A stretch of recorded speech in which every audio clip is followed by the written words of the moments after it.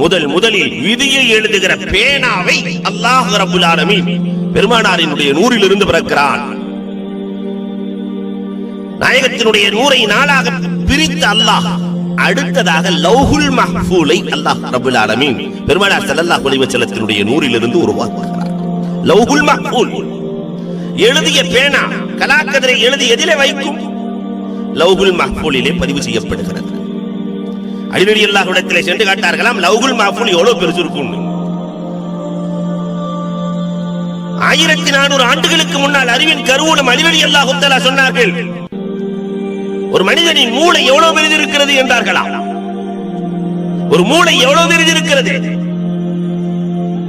அல்லாஹ் ரப்புல் ஆலமீன் உலகத்தில் இருக்கிற எல்லா மனிதர்களின் அத்தனை ஜாதகங்களையும் உள்ளே வைத்து ஹஜருல் அஸ்வத் கல்லுக்குள்ளே பதிவு செய்திருக்கிறான் என்றார்கள் அலி ரலியல்லாஹு